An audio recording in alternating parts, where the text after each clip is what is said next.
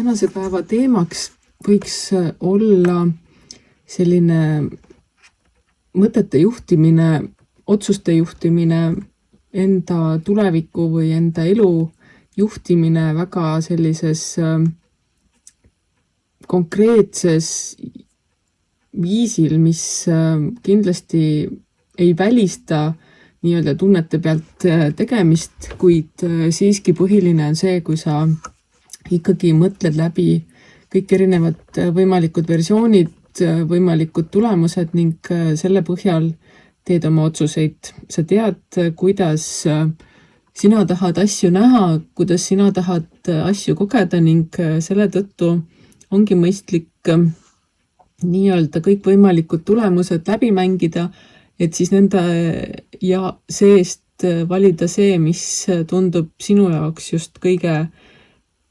parem, kõige mõistlikum, kõige sinule sobivam. Ja seejärel tuleb seda nii-öelda hakata ellu viima ja see elluviimine ei käi niipsust üleöö, vaid samamoodi see loomine, selle tuleviku ehitamine käib kivi haaval, üks seeme korraga ja nende eest hoolega hoolitsedes ning kastes.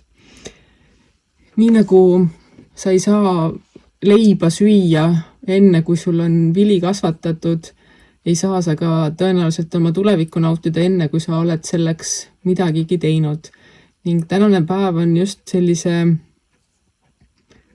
vähemalt osaliselt selle tuleviku loomise jaoks väga oluline, väga võib-olla isegi, kuidas öelda, selline töine just selles mõttes, et pidusse ei ole mõtet minna, sest see ei loo sinu tuleviku heaks võib-olla tänasel päeval just kõige paremaid eelduseid, mis ei tähenda, et mõnel teisel päeval, mõnel sotsiaalsel üritusel kokkuleppeid ja suhteid luues sa ei saaks oma tulevikku kuidagi kindlustada, kuid tänase päeval on pigem see, et sa ise nii-öelda oma mõistuse abil lood selle visuaali, selle plaani ning samas ise materiaalsete vahenditega samm-sammult lähed selle visuaali, selle visiooni poole ning miks mitte mõnel tulevikul, nagu ma ütlesin, saad ka seda oma nii-öelda rasket tööd või füüsilist tööd või materiaalset tööd ka kergemate vahenditega kas just asendada, aga täiendada ning see ei tähenda